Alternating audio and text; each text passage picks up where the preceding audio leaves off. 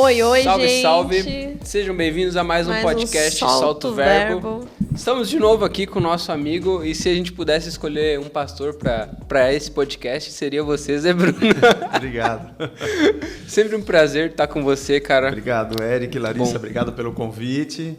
Já batemos um bom papo uma vez, né? Estamos aí. Foi muito Mas legal. é sempre muito bom te escutar, assim, é como um bálsamo, né? A gente sai muito enriquecido, assim, Puxa, também. que bom. Nossa, E fico feliz. A gente crê que vai ser muito especial também esse bate-papo. Vamos lá. Eu lembro que em 2009, 2010 era o começo da minha conversão, né?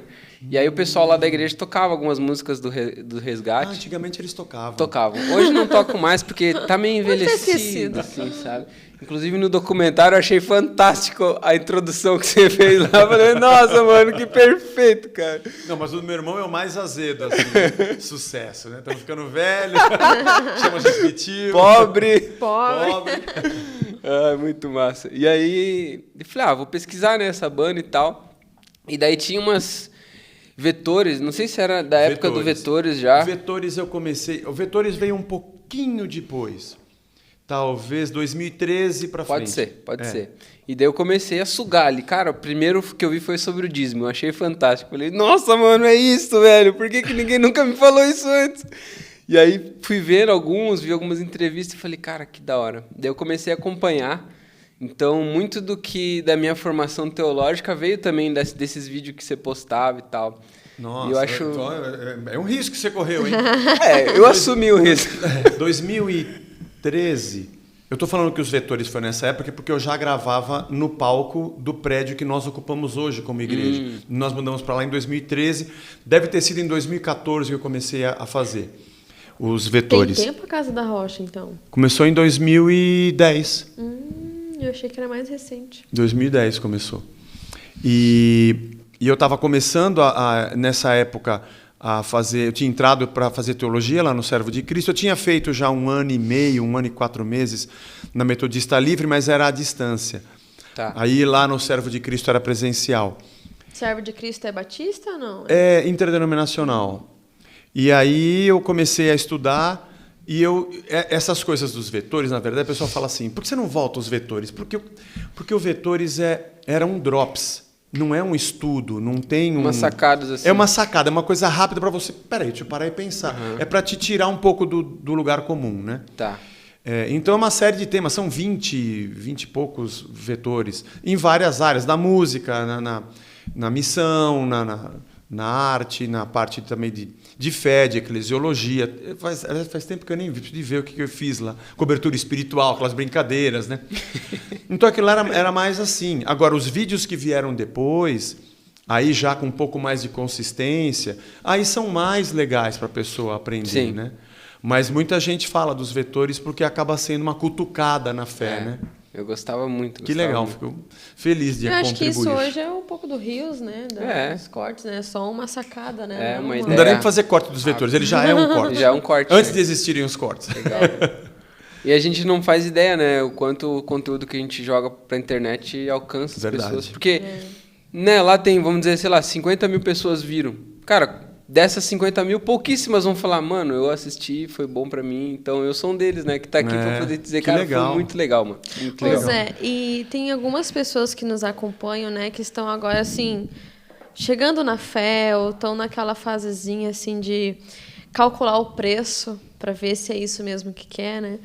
E eu queria que, se você puder comentar um pouquinho, o que você acha que é uma espiritualidade saudável, assim, para quem está começando esse processo de fé? Uma espiritualidade saudável é um tema vasto, né? Pode-se falar muita coisa a respeito disso. Mas já que a gente está falando de saúde é uma coisa ligada à soma, ao corpo, né? Vamos falar mas tem a saúde mental, vamos falar então da saúde da fé, né? Já que a gente pode falar disso. Não deveríamos porque a única perspectiva de fé plausível para nós deveria ser o Evangelho. Então, eu não preciso falar de saúde quando eu estou no ambiente do reino. Mas talvez uma pseudo-fé que não está ambientada no reino e no Evangelho é chamada de fé e causa danos, machuca, desvia, como é que eu posso dizer? Que mais? Fanatiza, sabe? Aí ele fala assim, abusa. Então você fala, isso é uma fé que não é saudável. Na verdade, isso não é fé. Fé não é apenas uma coisa que eu acredito. Eu acredito nisso, então eu tenho fé. Nós fazemos um paralelo ou tentamos traçar umas linhas de sinônimos entre fé e crença.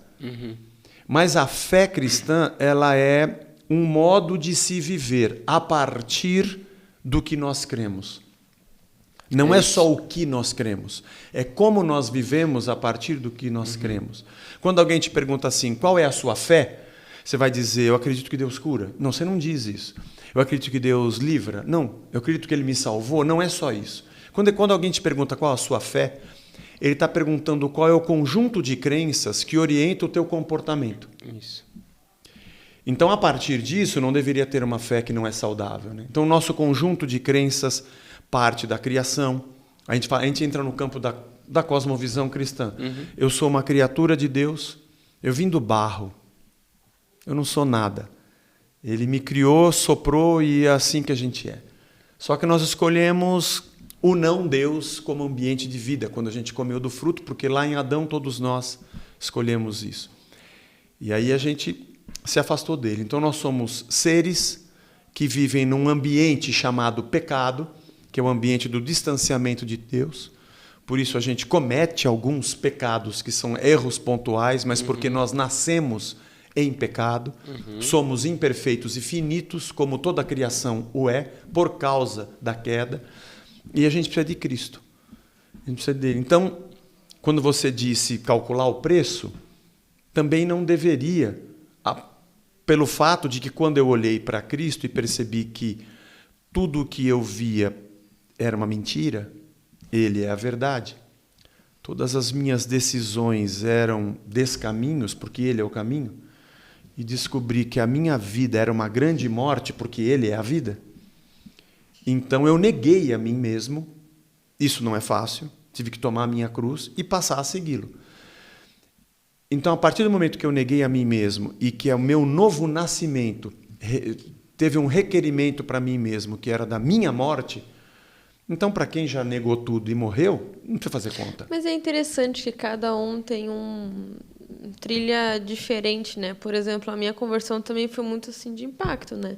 Jesus alcançou meu coração e sem demora eu quis, né, largar tudo e seguir a Cristo. Mas a gente conhece pessoas que ficam ali assim, calculando o preço, se vão querer isso mesmo. Elas estão meio que em duas porque órbitas, o assim. mercado da religião e o mercado da fé atrapalha um pouco a proclamação do reino. E as duas coisas estão misturadas. E é difícil separar. Então, a pessoa que se aproxima de uma fé, se ela está fazendo o cálculo do preço, do que ela vai ter que deixar, é porque ela está se aproximando, tentando entender o que ela vai ganhar. Então, isso já é uma lógica de mercado, de investimento e de colheita. Onde que eu coloco, invisto meu tempo, minha vida, minha crença, meu dinheiro, e o que eu colho com isso. Mas quando eu me aproximo da fé dessa maneira, eu já estou numa prateleira, né? Deve ter outras fés, ou outras religiões, que eu vou ler a bula, vou ler o rótulo, mas não é uma decisão pessoal, de morte pessoal para um novo nascimento.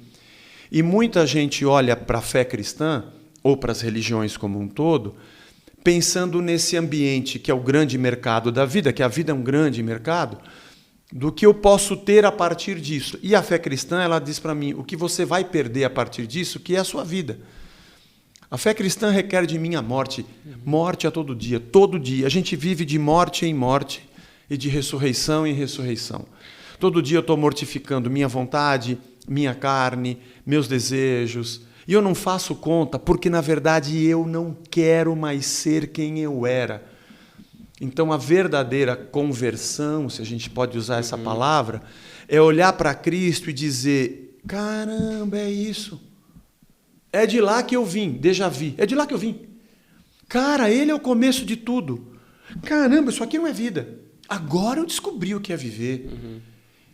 O que eu vou ter a partir disso, o que vier é lucro. Eu já ganhei a vida. Eu já ganhei a vida, eu encontrei a vida. Eu vou segui-lo e eu vou andar com ele. E isso tem muito mais a ver com o que está aqui dentro. Minha nova perspectiva de amor, justiça, paz, lealdade, verdade, pecado, arrependimento. É uma reconstrução do meu ser. Não tem a ver com o investimento de coisas que eu vou ter aqui. Porque se a religião é um lugar que eu me aproximo para ter benefícios aqui, eu tenho que dizer para você que quem mora no Morumbi, na Vila Madalena ou em Alphaville não precisa de religião. Porque ele já tem tudo o que tem aqui. Aí eu começo a ter, no mercado da religião, a conta de benefícios, lucros e perdas dentro dessa materialidade.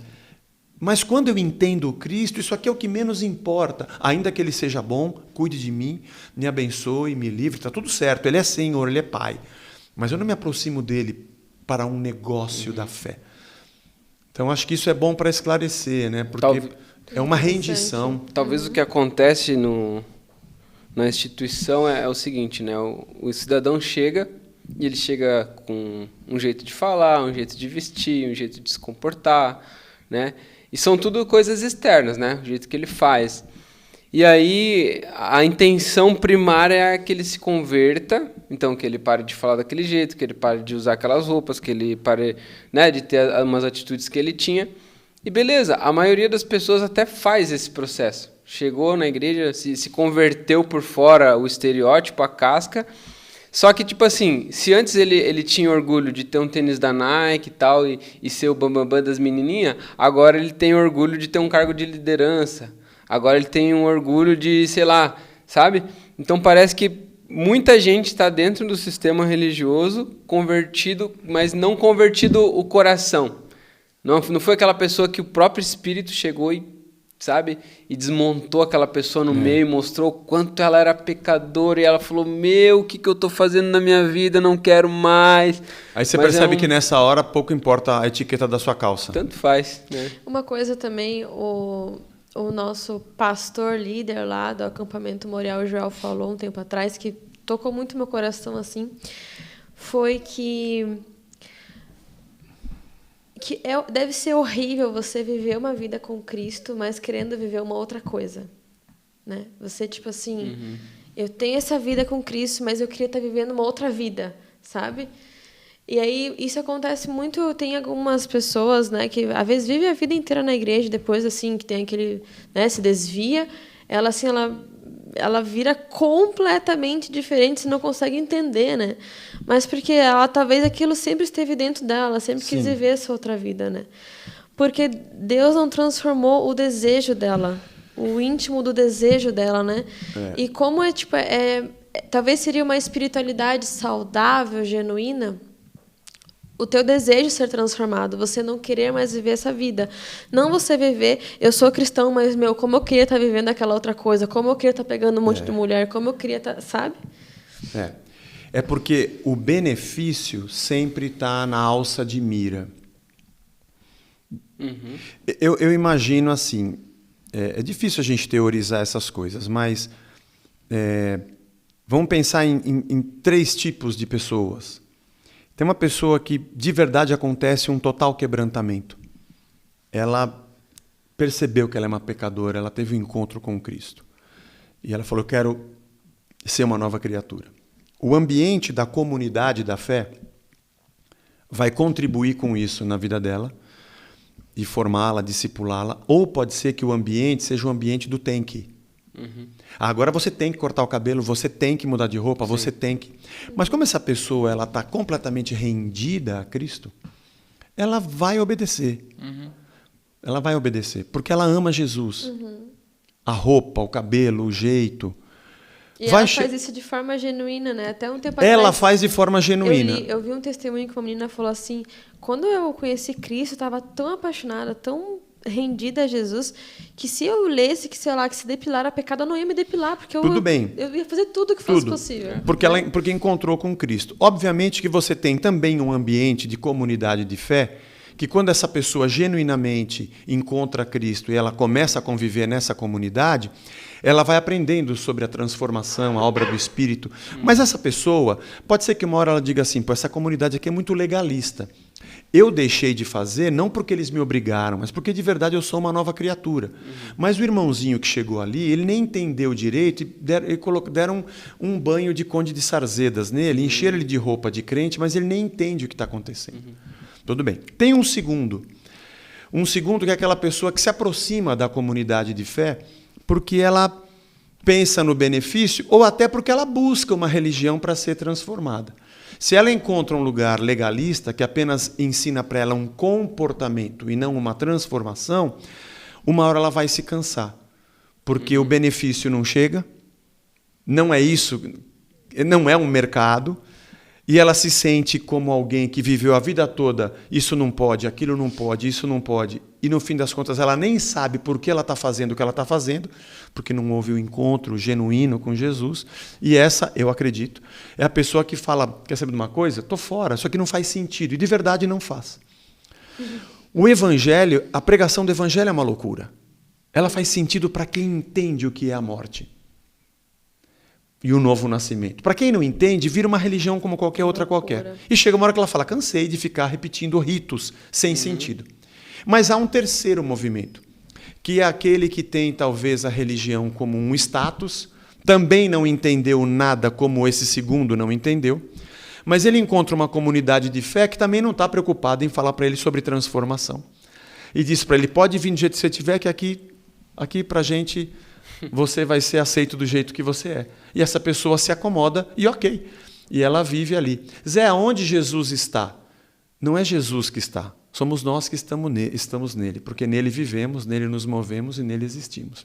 Jesus está aqui, está lá fora, está na rua. Na verdade, a existência humana ela está compreendida dentro da grandiosidade do Senhor. Todo o universo e todo o cosmos é menor do que a grandeza do Deus eterno. Então, não tem essa de onde ele está, onde ele não está. Em qualquer um desses ambientes você vai encontrar Jesus, como você pode encontrar na rua, em qualquer lugar, porque nele vivemos e nele nos movemos.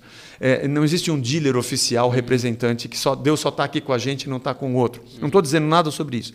Eu estou dizendo que diferentes terras recebem diferentes sementes que os semeadores saem a semear. E a gente não tem controle disso. Eu descobri que o meu papel é semear o evangelho e continuar dizendo. Mas como o nosso coração também sofre, né, Zé? Tipo, às vezes tu vê uma pessoa que ela ali aceitou o evangelho, né? Tem aquela alegria, né? E aí depois tu vê que vem, né, as pressões da vida, aquela coisa, ela abandona. Meu Deus, isso... Mas eu acho, coração, nesse ponto, eu acho... Mas isso aconteceu conosco também. Talvez nós não deixamos a comunidade da fé, mas quantas vezes, ao longo da minha vida, eu tive crises de fé. Sim. Crise de pensar, puxa vida, mas será que é isso mesmo? Eu já tive. Inúmeras. Até mesmo de pensar, e se tudo que eu creio não existir? Já há. Sim. Eu não abandonei a comunidade da fé. Foram momentos que passa pela cabeça de qualquer ser humano. E pensando naquilo que você falou, nós nunca vamos deixar de ter o desejo da nossa carne. Nunca. Então também esse conflito de que eu estou com Jesus, mas eu gostaria... Paulo fala isso. O bem que eu quero fazer eu não faço, o mal que eu não quero, esse eu faço. Que desventurado o homem que eu sou. Quem é que vai me livrar disso aqui? Ó? Né? Isso é um negócio que eu queria... Então esse conflito interno, ele faz parte, essa tensão faz parte mostra a beleza da nossa decisão. A beleza da minha adoração, da minha rendição, está no fato de que eu poderia dizer não, mas eu não quero. Eu não quero me parecer com o homem Adão, que no jardim do Éden deveria ter dito sim a Deus e disse sim à sua vontade.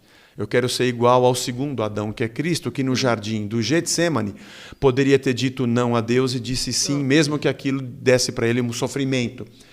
Então está na conta. Então essa é uma decisão muito madura, muito corajosa de dizer eu quero andar com Jesus. Isso também mostra como Deus é um Deus amante da liberdade, né? Ele não criou os seres humanos como robôs. Falou assim, eu vou programar eles só para me amar. Só isso que eles vão fazer. Não. Olha... Algumas linhas teológicas vão dizer para você que não. Uma outra vai dizer para você que sim. Você tem uma programação e você vai dizer sim porque você... Eu acredito que essa salvação é um mistério. Isso, também. Para mim é um grande mistério. Eu não entro nesse campo. Efésios diz o tempo todo mistério. Eu coloco no mistério. Mas por que eu estou falando isso? Porque quando você tem o contraste, você consegue ter beleza. Agora, se você não tem contraste, é tudo igual, né? Fica tipo assim, o branco é branco, o preto é preto. Quando tem o contraste, essa diferença de cor, essa diferença de pensamento, essa diferença de classes sociais, né? Tipo assim, como que o rico vai valorizar o pobre se não existir o pobre? Todo mundo é rico. E existe um negócio meio... Então, como que a gente vai valorizar Cristo também se a gente não se dá conta do pecado que tem em nós, né? E aí eu vejo que o evangelho ele é composto disso. Ele é uma parte é lei e uma parte é graça, né? Tem esse contraste que diz assim, olha, a lei, quando você chega perto dela, você começa a ver uns negócios que você faz que não é legal, né? Lá em Romanos 3, acho que fala que o objetivo da lei é te mostrar que você é pecador. Que você é pecador. E você não vai conseguir mudar isso. E não vai conseguir, é desse jeito mesmo. Todos pecaram e carecem da glória de Deus. E ao mesmo tempo tem a graça, que tipo assim...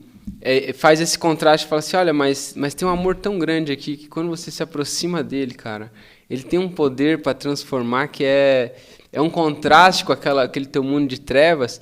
E eu percebo que tem muitas pessoas assim que pegam aquele texto que diz assim, porque estamos em Cristo, somos nova criatura. Sim. E aí ele lê esse texto tão literal que ele diz assim, poxa, agora não posso mais errar, porque se eu errar eu já não sou mais nova criatura e eu não sou digno de andar com Jesus.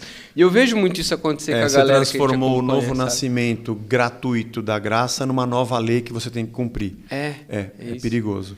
Na verdade, nós somos nova criatura porque temos um novo nascimento.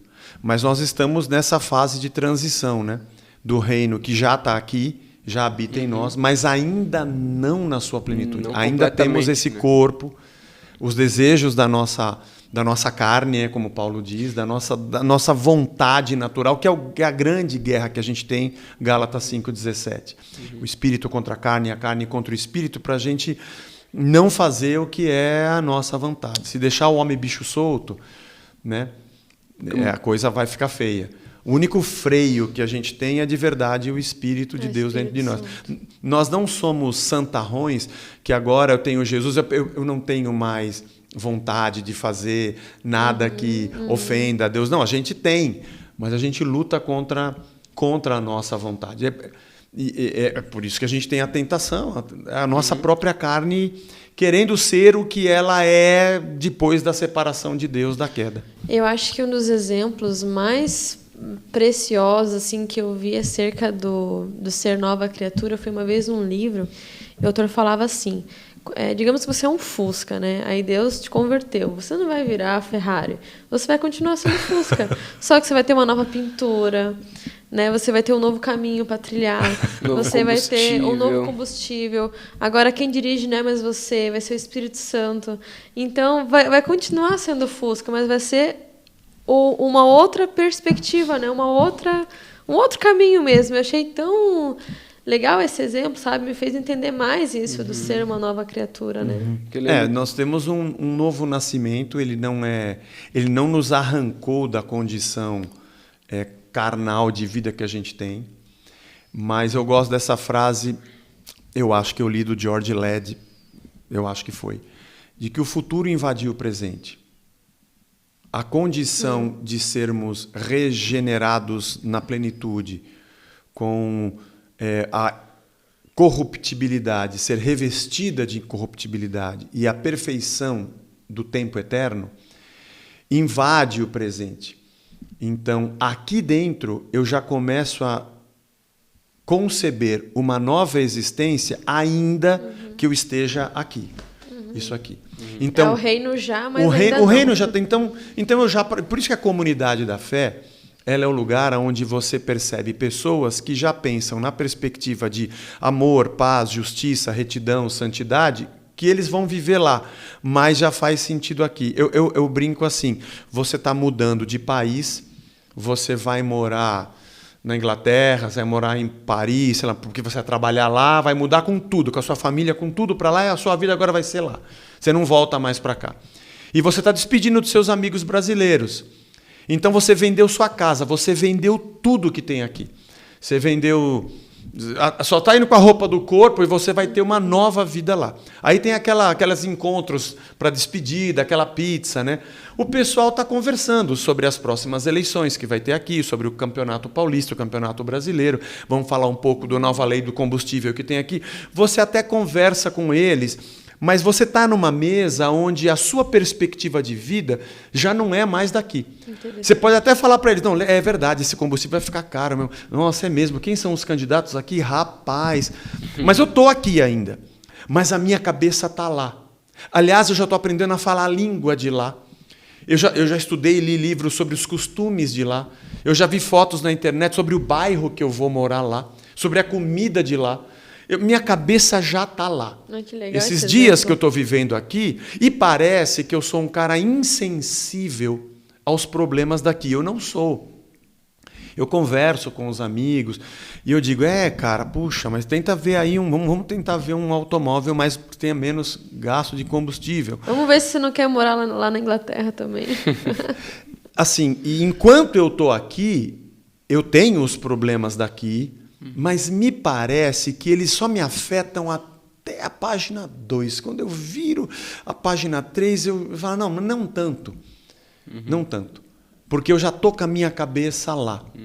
Eu sei que tem gente que prega uma total desconexão, como se nós não tivéssemos nenhuma responsabilidade com o mundo que a gente vive, esse mundo, e pensando só numa religião que te transpõe para um tempo que não existe ainda.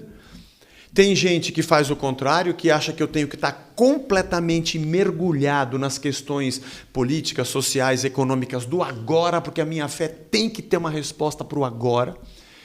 E eu acho que eu transito num momento em que não é nem lá e nem cá. Porque ao mesmo tempo que eu estou com a minha cabeça aqui, com a problemática que eu tenho aqui, eu não vou morar aqui para sempre, né? E eu estou tirando gente daqui para uma outra realidade. Então eu não estou nem tanto lá e nem tanto aqui. Quando eu encontro pessoas que estão completamente lá e me criticam, ao mesmo tempo que eu tenho pessoas que estão completamente aqui e me criticam, eu falo, acho que eu estou num lugar bom. Os dois extremos, eu acho que são perigosos, né? Apesar de... Aí você vive eternamente criticado. Mas é bom. Eu lembro que em janeiro a gente trabalha num acampamento, né? E aí o meu cunhado, que é o irmão da Lari, ele é tetraplégico. A gente convidou ele para fazer uma palestra, né?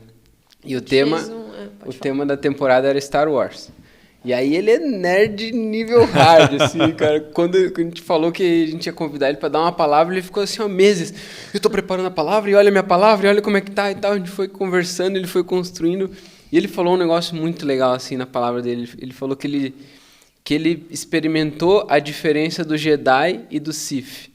Porque o Sith, ele queria pegar a força e controlar a força. E o Jedi, ele queria ser controlado pela força. Servir a força. E ele sempre orava para Deus e falava assim, Deus, eu quero andar. Faz eu andar. Eu quero pelo menos pegar num andador e levantar dessa cadeira para andar.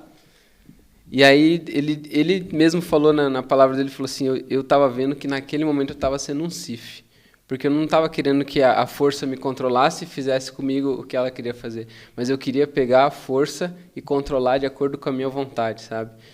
E daí sempre que eu penso nele, eu lembro uma coisa que a Lari falou, assim, Luiz, aqui você tem dor, você tem tristeza, o teu quadril dói, você vive numa cadeira de roda. Você depende de pessoas para andar, para se locomover, né? Para fazer um monte de coisa. Mas vai chegar um dia, cara, que a página 2 vai virar, você vai chegar lá na eternidade, mano, você vai pular de alegria, sabe? E essa plenitude vai chegar no teu coração. E eu creio muito, cara, que essa perspectiva que a gente tem hoje da eternidade é um presente tão, tão delicioso que Deus nos dá E para... faz a gente descansar, né? Faz. Acho que olhar para Cristo, imagina Jesus aqui. Deus em carne no meio dos homens. Ele está aqui. Ele é Senhor, Criador de tudo que existe. Aí ele vê as pessoas com as suas enfermidades, com os seus problemas. Ele é compassivo. Ele tem misericórdia, né? Ele multiplica pães porque tem gente que precisa comer. Mas ele também está dizendo, no meu reino nunca vai faltar pão. Aonde eu piso, não falta pão. Ele vê alguém enfermo e ele cura. No meu reino não tem doença. Aonde eu piso, não tem. Eu vou te ajudar aqui, mas no reino eterno isso não tem. A justiça, tudo que a gente... Todos os sinais. No meu reino não tem tempestade, no meu reino não tem maremoto. Sabe? Ressuscita a filha de Jairo. No meu reino, ninguém morre. No meu reino é onde eu estou. Aqui ainda vai ter. Eu ressuscitei você, você vai morrer depois. Eu trouxe Lázaro à vida, mas ele vai morrer depois. Mas eu estou dando um sinal, porque é um sinal. Porque mesmo que ele tenha matado a fome na multiplicação dos pães, teve outros dias de dificuldade daquele povo, que a gente nem sabe. Sim. Ou mesmo Lázaro, ou filha de Jairo, ou mesmo o cego Bartimeu. Ele morreu, acabou. Aqui, tudo é transitório. A gente vê a misericórdia aqui, a gente vê os sinais do reino aqui, a gente vê o amor de Cristo em nós e através de nós aqui. Talvez, se a gente vai falar de uma espiritualidade saudável, é a gente olhar para essa perspectiva de Cristo, ao mesmo tempo que Satanás fala, olha, se você prostrado me adorar, eu vou dar tudo que esse mundo tem. E Jesus fala, é mesmo? Rapaz, você vai me dar tudo? Tudo mesmo? Quer dizer, tudo que eu criei, você vai me dar. Quem foi que disse que era seu? Ainda que estivesse num corpo humano, com fome, faz as pedras virarem pães. É isso que eu preciso. Eu estou precisando de pão agora. Não. Por que você não se joga? Porque é para você ver um sinal de Deus te segurar. Que boa ideia você me deu, porque eu estou inseguro, que Deus não está comigo. Quem sabe se eu me jogar... Obviamente que isso não aconteceu. Eu gosto de teatralizar a coisa, mas... Quem é que ele pensa que é para dizer o que eu preciso? Eu sou criador de todas essas coisas. Ou mesmo diante de Pilatos, né? Você é rei, você não é rei. Caramba, eu estou aqui respondendo para esse cara, né? É você que está dizendo que eu sou rei. Meu reino não é desse mundo.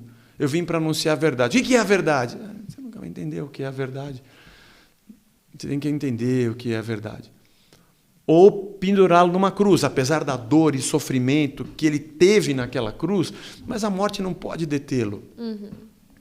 Então, nem as tentações de ter riqueza, mas ter riqueza. Eu imagino Jesus olhando, isso aqui é um mundo decaído. Sabe? Alô, pai? Sim, comecei meu ministério. Comecei. Foi legal aquele negócio do batismo, hein, meu? Quando desceu aquela pomba, cinematográfico 3D, incrível. Escolhi. 12 bom? Escolhi 12, né? Bom, não tem nada bom aqui. Isso aqui é um mundo decaído, mas eu escolhi 12. Estou capacitando.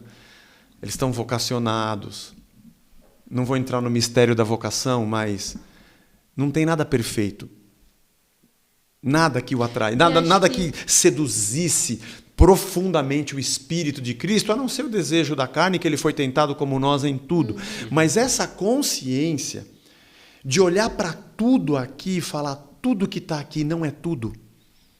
Isso aqui não é o fim do mundo. Peregrino, né? Eu sou exatamente, eu estou atravessando essa consciência que descola a gente, porque é uma tentativa da religião me cooptar no mercado, é uma tentativa da sociedade, do mundo, tudo que nos cerca, desse sistema cósmico, que na verdade é um grande caos e não ordem, que o mundo jaz no maligno, ele está sendo sepultado todo dia no maligno, de eu olhar para isso e falar menos. Por isso que a gente entende, quando o Evangelho ensina a gente que a gente tem que... Paulo diz em Filipenses 4:10 em diante, eu aprendi a viver contente em toda e qualquer situação. Não tem problema, já tive experiência de abundância, de escassez, sabe, de necessidade e de fartura. Eu tudo posso naquele que me fortalece. Porque, na verdade, a vida que eu tenho está naquele que me fortalece. Acho que Isso se nós é uma conseguir, espiritualidade saudável, né? se a gente conseguir ter uma comunidade, gente que entenda isso, não é gente que não socorre, é gente que socorre, que está aqui, que sente a dor como Cristo sentiu, mas que ensina as pessoas que tudo isso ainda não é só um sinal do que virá. Acho que a gente vai sofrer pelos momentos de dificuldade que a gente tem, mas não na perspectiva que eu estou perdido e agora é o fim. Não, porque isso aqui não é o fim. Isso aqui é só uma etapa. E isso, assim, vem um descanso para nossa alma, assim, que é surreal, não é um descanso que a gente encontra aqui. Eu posso, né, passar, sei lá, uma semana dormindo que eu não vou ter esse descanso de alma, né? Quando você tem essa perspectiva do reino, assim. Eu lembro, assim, nos momentos de aflição, uma vez a gente ia viajar de ônibus e uma vez eu lembro 2 situações que o ônibus estava muito rápido, assim, muito rápido. E eu fiquei com muito medo, né? E daí eu comecei a repetir na minha cabeça assim: eu sou a ressurreição e a vida, aquele que morra crendo em mim viverá. Né? E eu comecei a repetir, e aquilo me deu uma paz no meu coração, uma paz tão grande que eu pensei: se eu morrer, se acontecer um acidente, sei lá, qualquer coisa, eu vou estar pertinho de Deus. E aí eu pude descansar e dormir tranquila, sabe? E eu acho, então, eu não sei explicar, não dá para colocar em palavras, né? Mas esse descanso de alma é o novo nascimento. Nossa, e se a gente sentir isso aqui, Você imagina o descanso que a gente vai criatura, ter lá, sabe? Uma nova criatura de um novo reino, de um outro lugar, que não é aqui. Porque quando eu olho para esse mundo, eu me desespero, mas quando eu olho para Deus, meu coração descansa.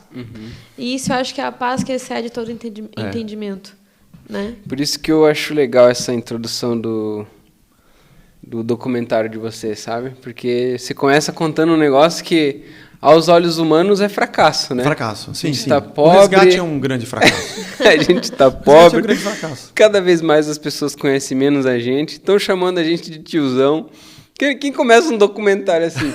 Mas por trás eu sabia que tinha algo. Daí você fala assim, mas de que a gente chama isso? De sucesso.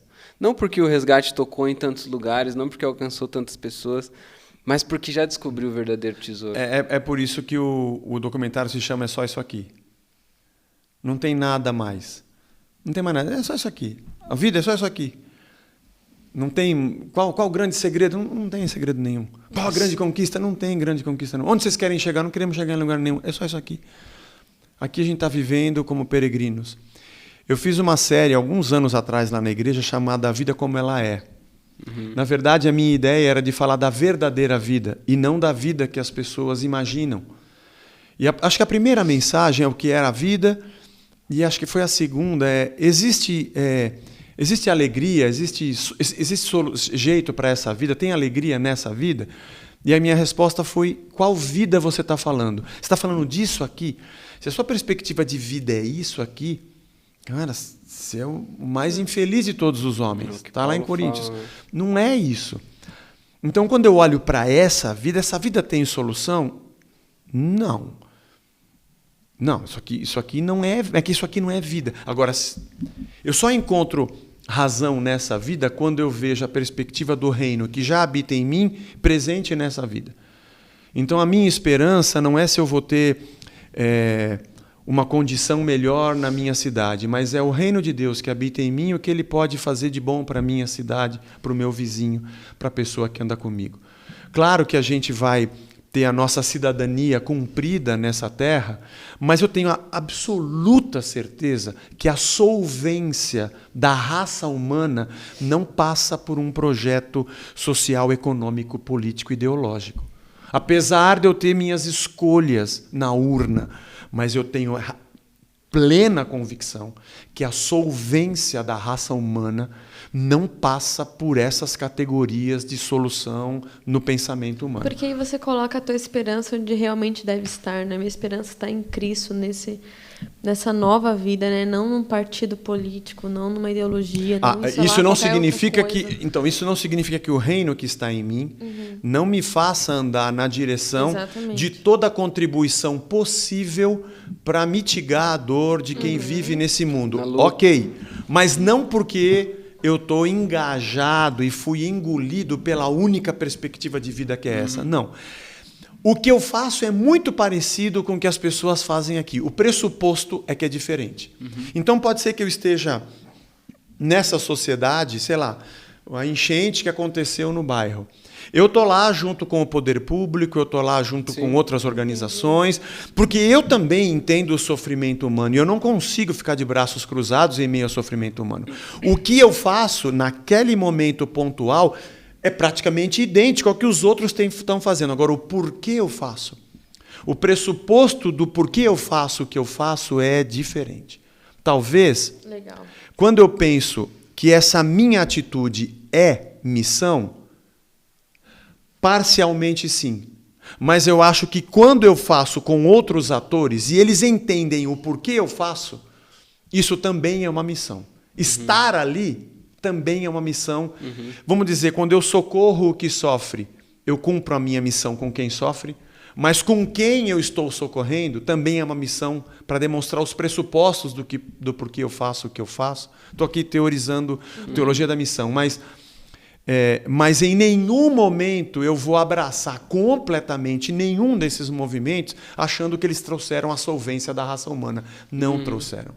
Não é isso.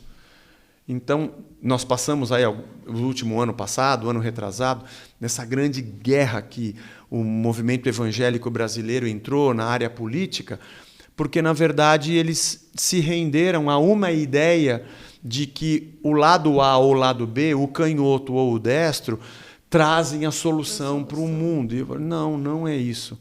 Não é isso. Então, quando me perguntam qual a sua linha, eu falo assim, eu não sei, eu prefiro andar distante desses dois extremos, né? Sou palmeirense convicto e sou feliz. Ainda mais agora. Interessante. Romanos 8:25, ele fala assim, né? Deixa eu abrir aqui. Porém, se esperamos por algo que ainda não podemos ver, com paciência o aguardamos. Do mesmo modo, o Espírito nos auxilia em nossa fraqueza. Mas daí tem uma hora no 8 que ele fala assim, se eu espero o que vai chegar, já não é mais esperança porque chegou. Eu estou esperando por algo que não vai chegar aqui ainda. Que uma hora vai chegar. Mas por que eu estou falando isso? Porque esses dias eu estava vendo o documentário da Taylor Swift. E é muito legal esse documentário. E ela ganhou Grammy, fez tudo, sabe? Tipo assim, aos olhos humanos ela alcançou o sucesso, né? O sucesso do padrão desse mundo. E aí, num determinado ponto do documentário que ela alcançou, se eu não me engano, foi o Grammy mesmo. Acho que foi o primeiro Grammy. O primeiro Grammy dela, tipo assim... Isso depois de perder as várias oportunidades de ganhar o Grammy. E cada vez que ela perdia, ela falava, agora eu vou fazer ainda melhor. Agora eu vou fazer ainda melhor. E ela se matava para fazer um álbum melhor ainda. Até que ela chegou lá, pegou o Grammy na mão e falou, agora cheguei. Então já não é mais esperança para ela, porque agora o que ela tinha como esperança, né, da vida, o resultado, o sucesso, estava na mão dela. Então acabou, né? Bateu o recorde, assim, chegou onde ela queria. Mas o que me chama muita atenção é que quando ela pega isso, ela fala no documentário, e ali não tinha ninguém para compartilhar aquilo. Sabe? Eu conquistei o mundo, mas eu estava sozinha. E no documentário inteiro não aparece pessoas do lado dela para celebrar e tal. E eu fico pensando, poxa, mesma coisa o resgate também, né? Tanta apresentação legal, tantas conquistas, tantas coisas. E se isso fosse realmente o ápice, né? Talvez a alegria que você tem não seria a mesma. Porque hoje você ainda mantém uma alegria de entender que a salvação vai chegar, que o reino vai chegar em sua plenitude. E esse é o ápice principal, sabe? Que move vocês. Por isso que é só isso. Aqui, e se vier mais um show com 10 mil pessoas, é mais um show com 10 mil pessoas. Mas ele vai acabar, né? Sim, tipo, sim. Ele vai acabar. É que todas as vezes que eu coloco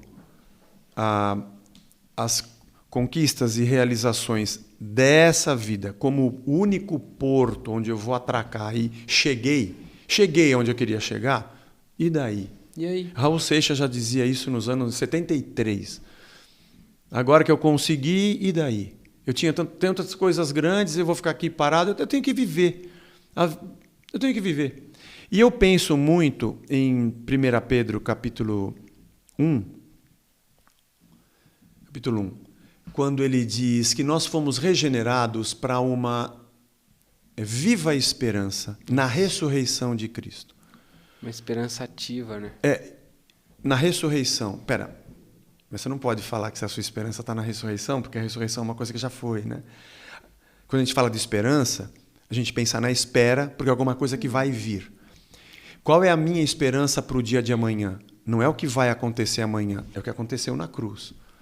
A minha esperança para amanhã não é um fato que ainda vai se revelar, é o que já foi revelado.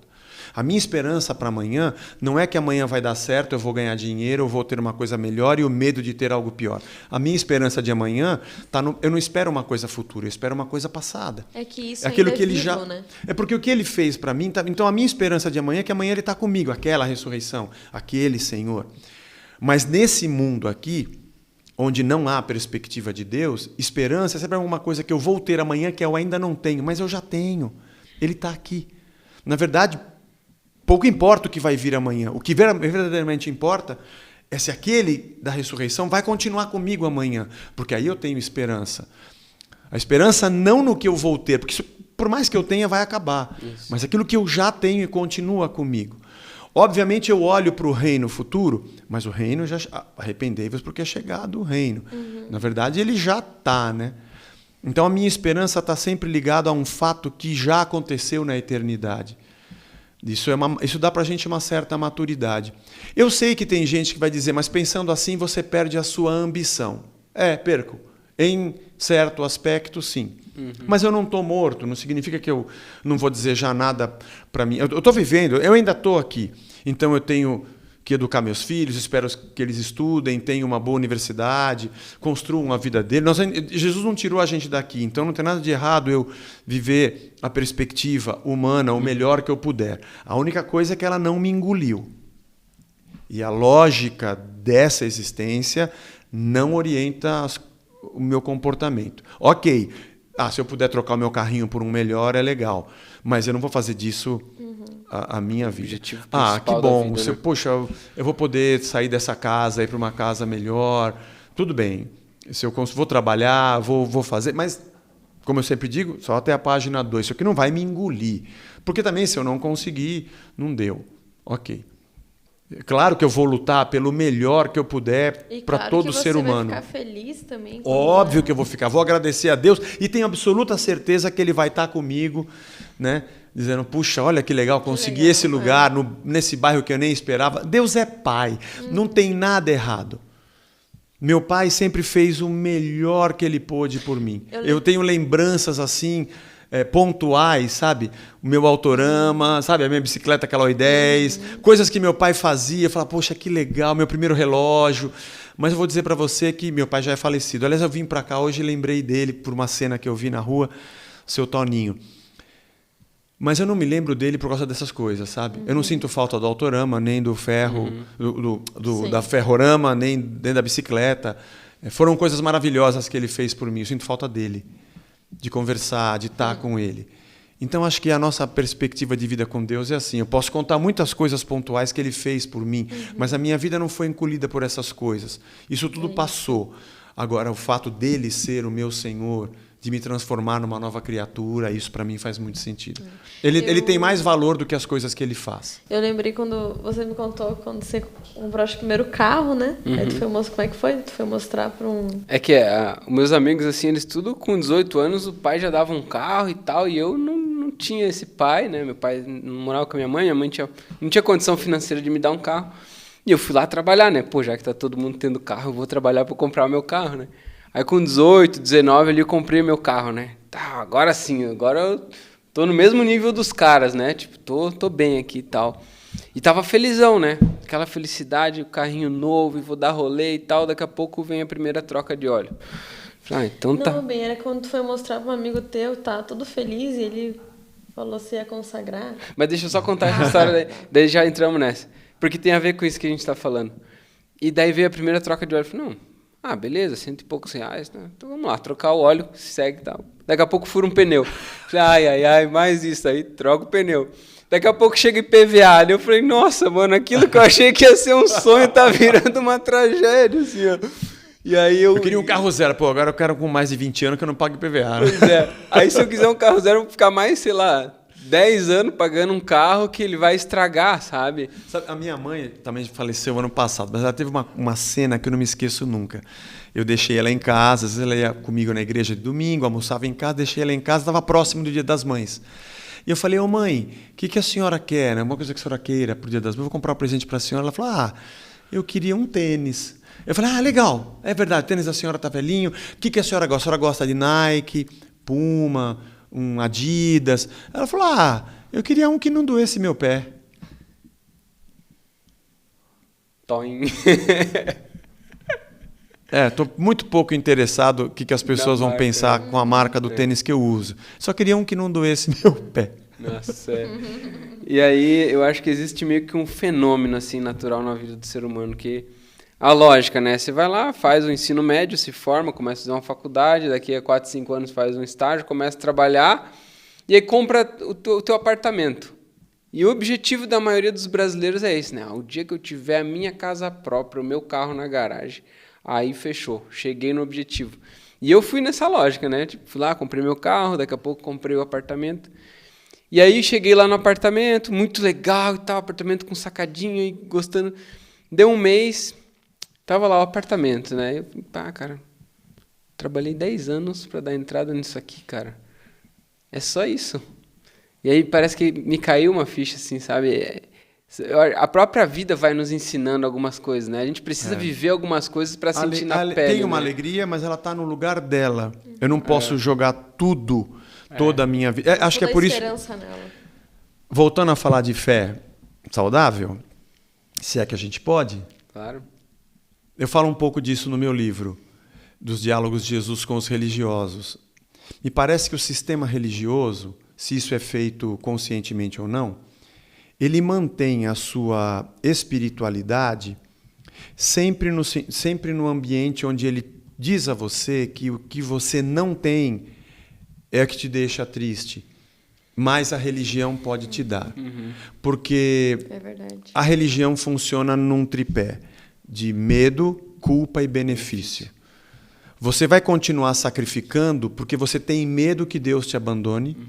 Você vai continuar sacrificando porque você tem uma culpa pelo que você fez, ou você vai continuar sacrificando por um benefício que você ainda não tem.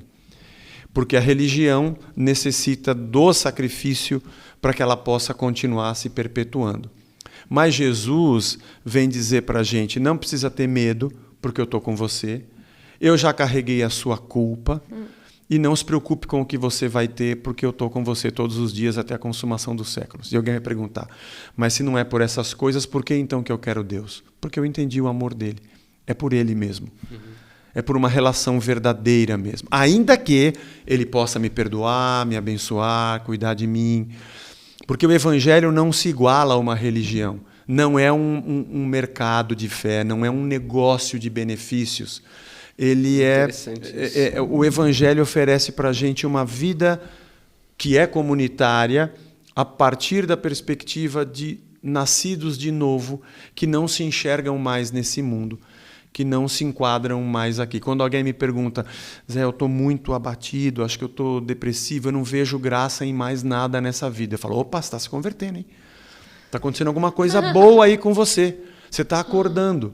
Falta só você entender que a verdadeira vida é Cristo. Eu não tinha pensado dessa forma. Né? Porque eu já me deparei com isso. Eu não vejo mais graça nenhuma no que está aqui. Mas ok, é legal. O hambúrguer é legal. Vamos. Que legal, estou feliz. Que gostoso. Mas é gostoso porque a gente está fazendo juntos, tá? Porque se eu vier aqui sozinho comer esse hambúrguer, não teve muita graça. Sabe? Eu reformei a minha sala aqui, o estúdio, mas não posso trazer ninguém aqui no estúdio. Que graça tem? Vou ficar entrando aqui de novo sozinho. Eu entendi o reino, a comunidade da fé. As coisas ganham um outro valor. Ao mesmo tempo que se eu não tiver, não tem, mas dá para a gente estar junto em outro lugar. Beleza? Então tá bom. Então acho que a relação que a gente tem com tudo que foi criado e que nós, como mordomos, cuidamos, a relação com todos que foram fruto de Adão, socialmente, as pessoas, os iguais a mim, o meu próximo. Como eu cuido desse mundo? Da maneira como Deus cuida de mim. Como é que eu cuido do meu próximo? Da maneira como Deus cuida de mim. Como é que eu olho para mim mesmo? Da maneira que Deus olha para mim. ótimo. Aqui eu entendi o reino, né? E isso é só o Espírito Santo. Só. Para dar essa perspectiva, não tem, né? Não tem. A gente pode tentar usar as melhores palavras, não é o Espírito Santo. Eu li uma frase de Spurgeon, de uma oração, dizendo: Senhor, eu só consigo chegar até os ouvidos. Olha que... Interessante. Eu prego, mas eu só consigo chegar no máximo até o seu tímpano. Eu nem sei o que vai acontecer no seu cérebro depois, eu não sei. O tímpano vibrar com o som da voz, ali é o único lugar que eu consigo chegar, aí o resto é só o Espírito Santo. É um mistério. Interessante, né? Às vezes a gente faz uma pregação boa, uma palestra legal, e você fala, nossa, cara, tomara que hoje tenha alcançado o coração das pessoas. Daí um dia chega um irmãozinho e fala assim, nossa, mano, eu tô entendendo Jesus, tô começando a viver com ele, tô vivendo um negócio novo, meu coração tá mais leve. E sabe, um dia eu tava andando na rua, daí eu vi um ônibus, daí eu falei, nossa, mano, não tem nada a ver com o que eu preguei. Ok, Que Deus bom, tá falando. Né? É. Isso também, para quem tá com o microfone na mão, dá um alívio saber, poxa, não depende de mim, cara. Ainda bem que Deus não abandonou essas ovelhas, ele continua interagindo com elas e mudando o coração delas nas situações mais adversas possíveis. E é louco, né? Porque a gente se prepara, estuda, prega, mas não que eu não deva fazer, eu devo. Faz parte disso aqui. Eu só não posso me render a isso achando que é isso que vai transformar alguém. Não é. Eu acho que é essa linha tênue do evangelho que é difícil de explicar, né? Porque você... Da vida, né? A linha tênue da vida. É isso tipo aí. assim, você pode ter alegria, mas também não deve ser isso. É essa coisa do sim e não, né? Eu lembro que, não sei se você já leu do Richard Foster, o Celebração da Disciplina. Ele faz bastante esse diálogo, assim, né? Então, ele fala, tipo, por exemplo, sobre, sei lá, cobiça. Ele fala que uma pessoa ela pode ser muito pobre, mas arder em cobiça. Arder em... Sim, não tem a ver com... E, ao mesmo tempo, uma pessoa rica pode estar bem tranquila. Então, não é o externo, é o coração. E é só o Espírito Santo que vai sondar o coração. Então, não tem como você falar, para você ser humilde, você tem que vender todas as tuas coisas. Porque você pode vender todas as tuas coisas e continuar com cobiça. Sim. Então, por isso que não dá para colocar regra no cristianismo. Não sei se dá para entender, mas não existe essa regra, porque é uma linha muito tênue, né? É o Espírito Santo que sonda o coração e percebe a intenção do coração, né? Você vai sendo a cada dia, de glória em glória, pelo Espírito, transformado na imagem do Filho. Né? Tá em 2 Coríntios 3. Ele está ali, ele está fazendo isso com você. É um pouquinho cada dia. Cada dia você vai acordando e dizendo, menos isso, mais isso aqui. Menos por aqui, mais por aqui. E a igreja é esse organismo vivo que misteriosamente vai florescendo em torno da mesa do Cordeiro, em torno do Evangelho, e a gente vai tirando essas coisas que nós vamos descobrindo com o maior amor e com a maior paixão, e vamos assentando. Voluntariamente. Não somos reféns de nada, e nós somos escravos dessa liberdade do amor incrível. Nós nos colocamos como escravos rendidos aos pés de Jesus. Voluntários, né? E se alguém perguntar o que você ganha com isso, a resposta, eu não entrei nisso para ganhar nada. Porque hoje faz sentido a sua pergunta inicial, quando alguém aprende a adorar, a louvar, a orar, a jejuar, ou a fazer qualquer movimento ritualístico religioso, em busca de conquistar tal coisa. E quando você, às vezes, conversa essas coisas sobre fé com alguém, a resposta de muitos é, mas eu creio de outra maneira e olha quantas coisas eu conquistei. Eu falo, então tá. Então ok. É que nós estamos falando de duas realidades muito distintas. Eu não faço o que eu faço para conquistar coisa alguma. Então nós estamos falando de duas fés diferentes, talvez até de dois deuses diferentes. Né? São duas realidades muito distintas. Eu faço o que eu posso ter duas pessoas sentadas, eu sempre falo isso na igreja, aqui na minha frente, as duas levantam a mão, as duas entregam uma oferta, as duas se ajoelham, as duas cantam, as duas oram, as duas choram.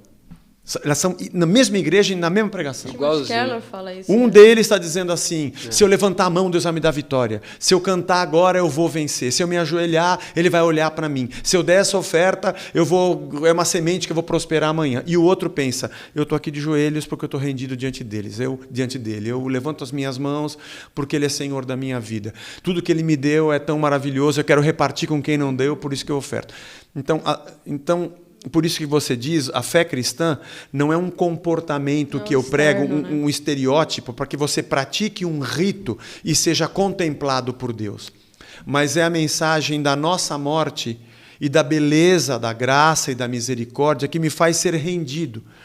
Eu não faço o que eu faço para receber algo em troca. Eu faço o que eu faço porque eu recebi algo de graça. Essa é uma grande... Apesar de você olhar para duas pessoas e serem idênticas, mas com pressupostos completamente diferentes. A religião pode produzir uma coisa e o reino de Deus pode produzir outra. Por isso que a gente nunca vai conseguir ver, por isso que a salvação é um mistério que a gente não pode opinar. Porque é Deus Espírito Santo que sonda o coração, né? Essas coisas que move aqui dentro, o motorzinho que move aqui dentro, a gente não consegue. Não tem controle. É como se um homem lançasse a semente à terra sem saber o que acontecesse ali, com o tempo ela rasga a terra, sai o broto, sai o ramo, vão juntos, sai o ramo, depois a espiga vazia, depois o grão na espiga, aí a gente vem e mete a foice, assim é o reino. Eu tinha um professor no seminário, faleceu o ano passado, muito querido, professor Luiz Fernando dos Santos. Pastor presbiteriano, mas ele teve uma longa jornada no catolicismo. Ele foi monge beneditino, viveu no Vaticano, uma sumidade no conhecimento. Teologia e história da igreja nem se fala. E um dia, numa aula de história da igreja, eu perguntei a ele: professor, o catolicismo não tem reforma, não tem arminianismo e nem calvinismo para quem é católico? Ele falou, não. Eu falei, eu sei que o senhor é um pastor hoje, mas na perspectiva católica, a salvação ela é como? Ele disse, na perspectiva católica, a salvação é um mistério. Eu falei, então acho que eu sou católico. Eu não entro nessa... Eu sei que tem gente que acha que tem certeza, eu não tenho essa certeza. Eu prefiro deixar no âmbito do mistério mesmo. Ainda que eu tenha textos para o lado de cá e textos para o lado de lá, eu sempre digo que, para mim, a soteriologia é um assunto, em parte, ela é um assunto da eternidade. Que vai ser resolvido lá. Né? De cima para baixo, o eterno enxerga o tempo de um jeito que o tempo não enxerga o eterno. Então, eu prefiro não entrar em discussões, apesar de que alguns gostam. Mas eu prefiro continuar nessa caminhada. Vou pregar, vou semear, vou ensinar essas coisas, vou falar do reino. E vou ensinar pessoas a seguirem a Cristo. Ele nunca disse converta-se, ele sempre disse siga-me. Então vamos. Eu não tenho muito como te explicar. Você quer seguir? Quer andar um pouquinho? Vamos andar um pouquinho e vamos ver o que ele faz, ver o que ele ensinou. Vamos aí. Mas tu diz a perspectiva de não ter certeza da tua ou dos outros? Dos outros. Ah, tá. Dos outros, dos outros. Sim, velho. Porque eu não tenho certeza. A gente não é o juiz, sim. A gente não é o próprio Deus que enxerga, né? Exatamente. E não concebo Deus como um ser que se encaixa dentro de uma equação. Não tem como. Soteriológica. A equação ela pode fazer sentido para mim aqui, mas um mistério, ele não é um fenômeno esquadrinhável. Deus não é um fenômeno esquadrinhável. Mas isso é discussão acadêmica. Eu lembro que uma vez uma aula assim, o professor falou assim, o que é a teologia? Aí alguém falou, o estudo de Deus. Não, ele falou, não é o estudo de Deus. Ele falou, é o estudo daquilo que Deus revelou para a gente conhecer. Exatamente. A gente consegue estudar aquilo que ele revelou, mas não consegue definir como ele é, estudar e dizer é assim, o assado, não tem. Mas tem gente que pega o Deus ET, coloca numa mesa e vários teólogos dissecam, ele tem isso aqui, é assim que ele pensa, é assim que ele é. Né? Eu prefiro não entrar nessa sala de autópsia. Mas que legal, que bênção ter você aqui, cara. Que legal. Que precioso ter essa conversa, né? E poder espalhar isso também pra galera poder ouvir. Foi curtinho, mas deu. Espero que sejam alguns vetores para levar. Pelo menos se a pessoa sair pensando, já está valendo. Né? Que legal, Zé. Obrigado pela tua presença. Eu que agradeço. Cara. Deus abençoe vocês. Deus te abençoe também. Siga firme aí no ministério. Que Deus te fortaleça sempre, né? Continue te guiando, te dando sabedoria para você. A vocês também. Esse povo aí. A vocês também. Deus abençoe. Tamo junto. Valeu, galera. Que Deus abençoe você. Segue o Zé Bruno, ouça as músicas novas da banda Resgate também, Logo tá saindo trabalho novo. Aí, você vai ouvir lá. Coisa linda. Manda esse podcast para alguém que você acha que seria interessante, ou para todos os seus amigos, se você quiser. Não esquece de deixar uma curtida para ajudar a gente no nosso canal. E, cara, que Deus te abençoe, que você possa reter essas ideias e colocar em prática e viver essa maravilhosa graça que é o Evangelho de Jesus. Que Deus te abençoe. Valeu!